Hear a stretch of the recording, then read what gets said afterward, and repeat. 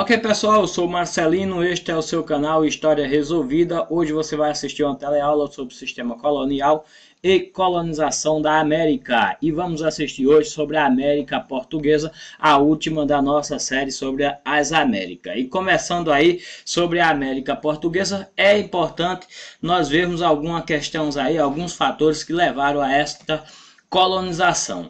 E o primeiro fator aí que aparece, que leva aí essa colonização, é a centralização do poder, a burguesia e novas rotas comerciais. Nós vamos ver aí que o estado de Portugal foi um dos primeiros estados aí a centralizar o poder, a ter uma burguesia bastante rica e procurar aí novas rotas comerciais. Assim, dentro desse contexto surge aí as colonização e Portugal interessado aí nas novas rotas de comércio, sobretudo no comércio da Índia, dá uma passadinha aí pelo Brasil, né, pela América. Foi justamente isso que aconteceu, né? Portugal veio aí, Pedro Álvares Cabral veio, deu uma passadinha no Brasil e foi embora então para as Índias. Mas, independente disso aí, vamos ver a nossa primeira questão, primeira e última e única questão, que diz o seguinte: os donatários recebiam lotes em caráteres hereditários, indivisíveis e inalienável, no todo ou em parte. Preste atenção a isso aí, no todo ou em parte. Vale dizer que o Estado concedia apenas a posse da terra, reservando para si a propriedade dela. As capitanias eram, preste atenção aí para essa questão, concedia apenas a posse, e a outra questão aí é reservando para si a propriedade dela. Então, a nossa letra A, eles querem saber aqui se você é capaz de acertar sobre a forma mais correta sobre as capitanias hereditárias. Como você sabe, né? Você sabe que tiveram esse sistema de governo aí de capitanias hereditárias. Nós respondemos essa questão, que é fundamental nós sabermos um pouquinho aí da chegada dos portugueses na América Portuguesa. Lógico, né? É de fundamental, importante a gente ver um pouco dessa chegada e você ter algumas informações até para você responder a questão. Senão você não vai responder essa questão, se é a qual descobrir qual é a verdadeira e qual é falsa.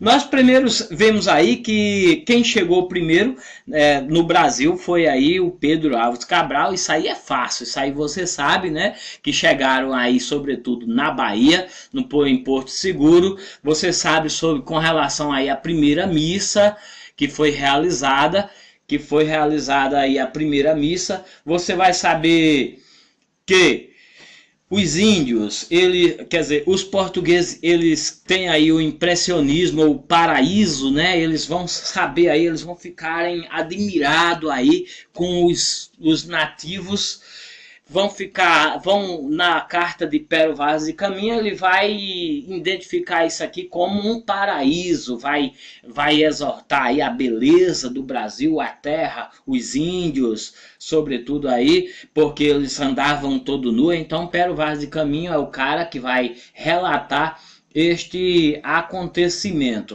Eles ficam muito impressionados e lógico, eles logicamente que vieram aqui para o Brasil, sobretudo com um objetivo. E qual era esse objetivo? Adivinha? Esse objetivo era justamente encontrar ouro. E é sobre isso mais ou menos aí que vai estar a nossa questão aí. A letra A, ela já leva um pouquinho aí para o sistema mercantilista. Então, na segunda parte da questão A, está dizendo aí que o comércio, primeiro está dizendo que o comércio era monopolizado pelos donatários, criando uma elite mercantil no Brasil. Ó, pessoal, o fato de dizer que o comércio era monopolizado pelos donatários já está errada a questão.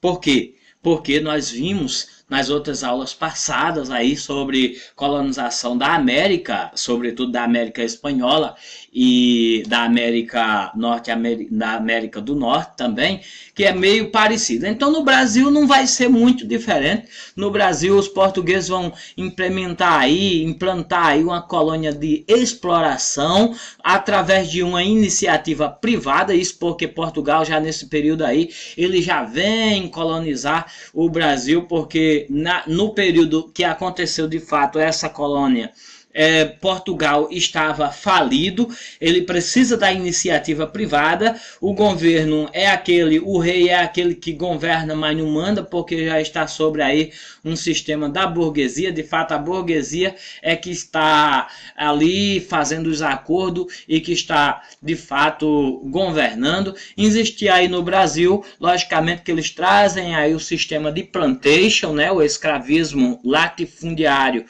e os latifúndios. E lógico, chegamos aí no X da nossa questão, diz que no Brasil instalou-se aí uma elite mercantil.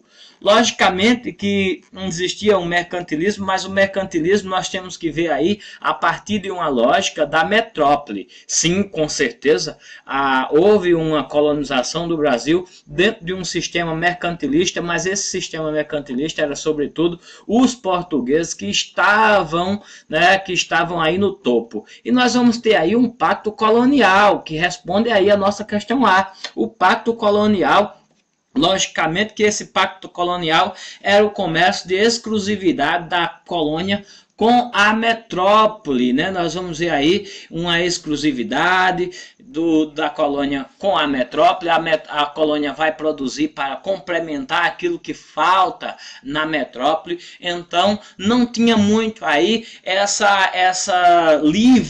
esse livre comércio, né? Os donatários, eles não tinham aí, eles estavam chegando, eles estavam abrindo estrada nesse início aí, eles estavam organizando as coisas. Então, e depois não vai formar assim, isso é depois, já muito mais na frente. Lembrando que o período de colonização da América Portuguesa foi 800 anos, portanto há muitas características que mudam muito de uma coisa para outra, né? E vai acontecer aí, mas sobretudo pense aí no seguinte, pense num pacto colonial. O pacto colonial é a colônia sendo subjugada, pelo que o monopólio está sobretudo com a coroa. Valeu, portanto, essa questão ela está completamente errada, né? A colônia, os territórios da colônia, cujo comércio era monopolizado pelos donatários. Jamais, não aconteceu isso, os donatários não monopolizaram o comércio, tampouco criaram a elite mercantil no Brasil.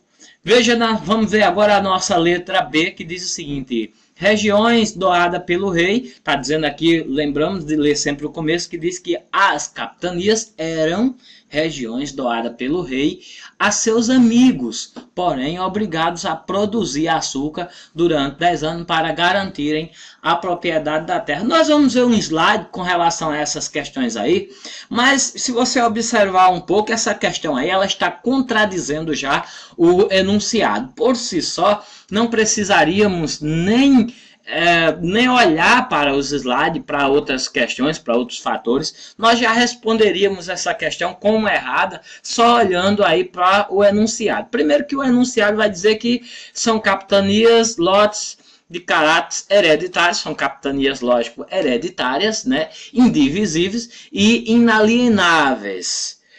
E vai dizer aí que, portanto, a posse, ele vai conceder a posse da terra, reservando para si a propriedade. E na nossa letra B está dizendo que depois de 10 anos, eles produziam açúcar, né, durante 10 anos, para garantirem a propriedade da terra. Veja que já contradiz, e o nosso enunciado está dizendo que eles não tinham a propriedade da terra.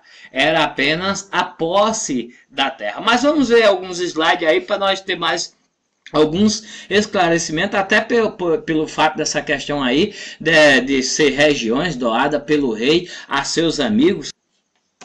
Ó, pessoal, então Nós vamos ver aqui que a colônia de exploração, lógico, e era aí uma iniciativa privada.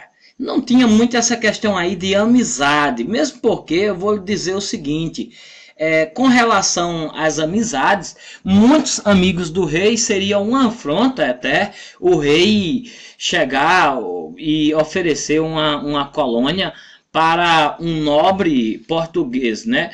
Então, o que acontecia aí era que a iniciativa privada, quem tinha dinheiro para investir, logicamente que era pessoa assim conhecida do rei, apontada pelos seus ministros e etc., que vinham aqui, não vinham para ficar, isso é interessante a gente notarmos isso, que eles não vinham para ficar, eles vinham aí para fazer uma colônia de exploração, ganhar algum dinheiro, muito dinheiro, eles visavam esse lucro, e voltar para Portugal, porque a sua vida era lá.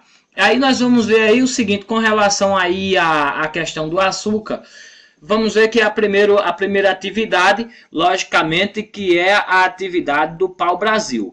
Né? Nós vamos ver que existiu aí uma colonização, teve no início aí algumas expedições esporádicas, mesmo para marcar território. A primeira relação aí, o primeiro comércio aí foi o do pau-brasil.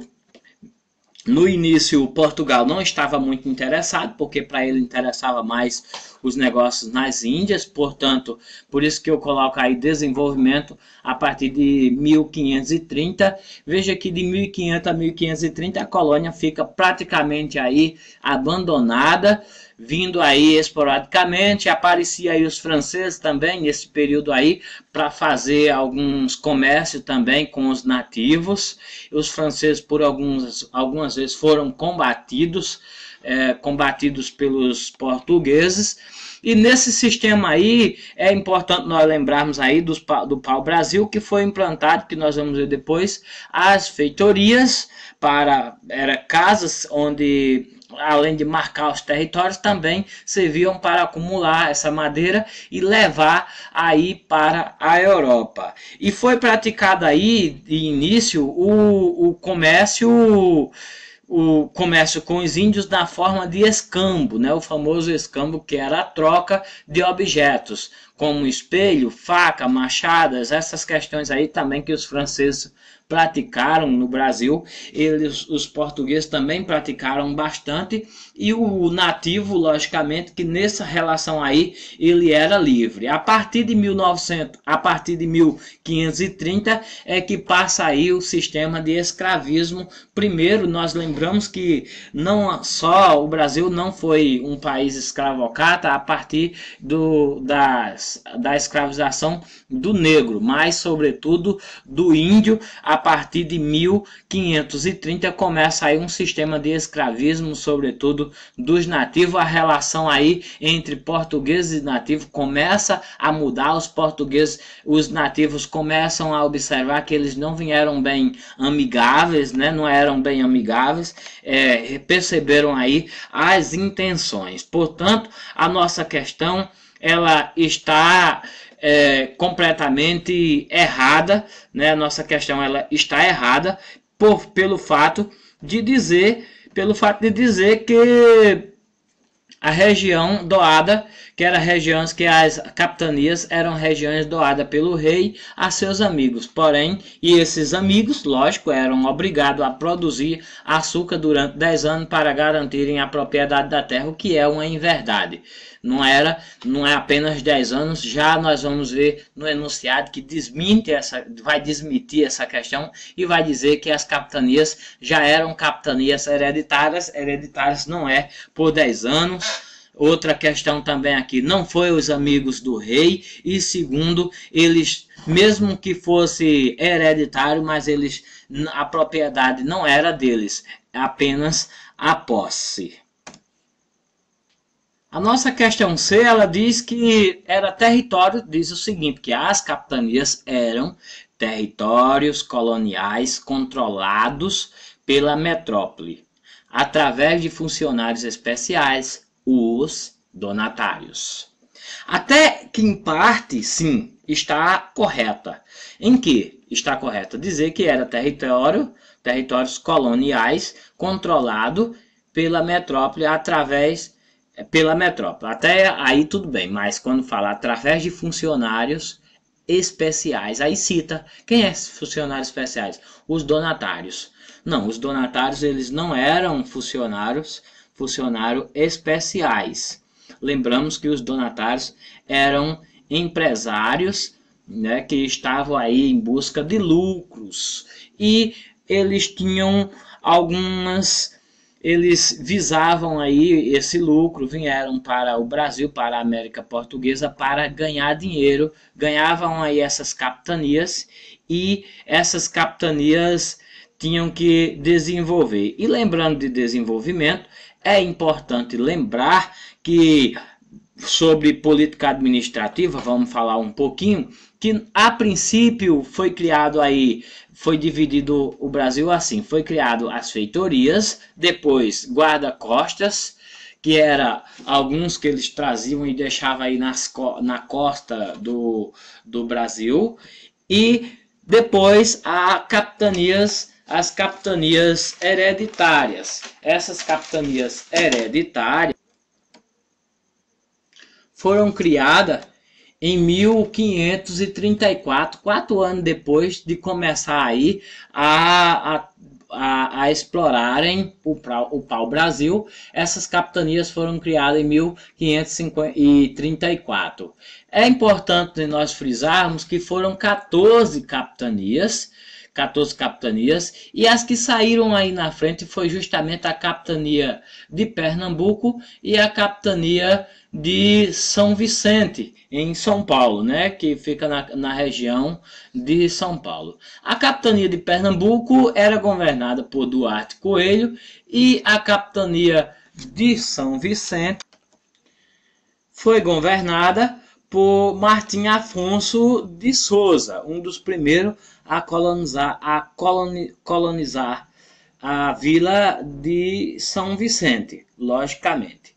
Olha, é importante também nós lembrarmos com relação à capitania hereditária que dentro desse sistema de capitania existiam alguns documentos que chamamos de carta de doação e floral.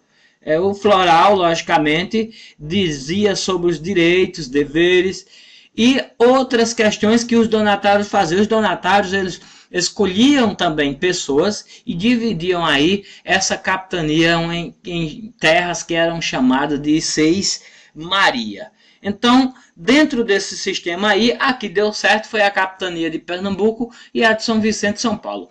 Depois, devido ao fracasso, e um desses fracassos aí foi justamente o Portugal não deu muito incentivo para que essas capitanias desenvolvessem, só lembrando que Portugal jogava o pessoal aqui e só exigia e não dava muitos incentivo. Aí Portugal viu que estava dando errado as coisas e partiu aí para os governos gerais. Só lembrando aí que capitanias, Portugal vai implantar esse modelo de capitanias porque ele já havia implantado nas ilhas, nas Antilhas e tinha, de certo modo, tinha dado certo, mas talvez com o Brasil não tenha dado tão certo, haja vista que o território do Brasil com relação às Antilhas era muito diferente, muito grande o território,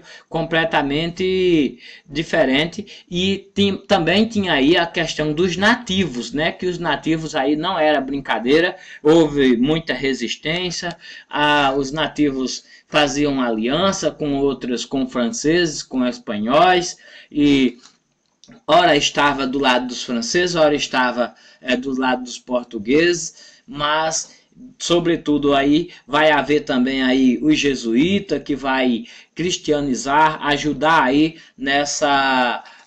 na colonização, de certa forma, ser contra aí a escravização dos índios, mas ser a favor aí da chamada Guerra Justa. Eles não eram bem a favor, mas eles não tinham muito o que reclamar, porque também estava numa colônia portuguesa e de certa forma eles eram até certo ponto um pouco submisso ao rei. Portanto, pessoal, vocês vão ver aí que durante toda essa explanação você não vai ver nenhum funcionário especiais, né, ou donatários que são funcionários especiais. Donatários não eram funcionário do rei. Ao contrário, donatários eram pessoas que eram escolhidas, logicamente, para vir aqui para a colônia fazer a colonização.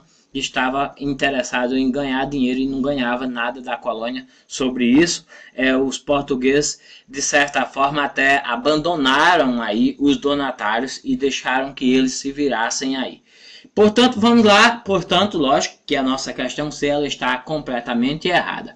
E vamos para a nossa questão D, que diz o seguinte: diz que as capitanias eram reflexo da incapacidade econômica da coroa em promover diretamente a colonização, transferindo esse ônus à iniciativa privada. Lógico que corretíssimo essa questão.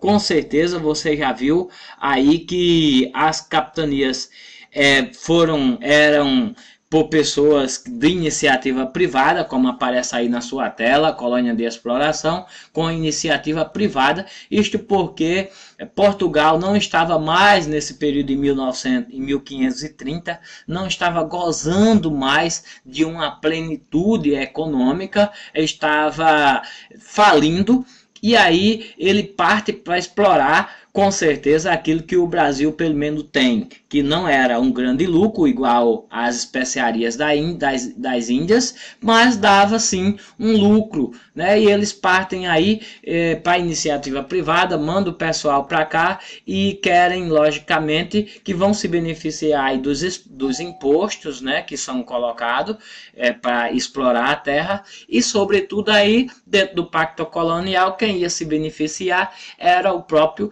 Brasil. E depois, lógico que o Portugal vai se beneficiar do açúcar, mas com relação ao açúcar, Portugal ele fica atrasado, né? Porque ele vai passar o açúcar para a Holanda, que vai refinar, e é quem de fato vai ganhar mais dinheiro com o açúcar brasileiro, é justamente.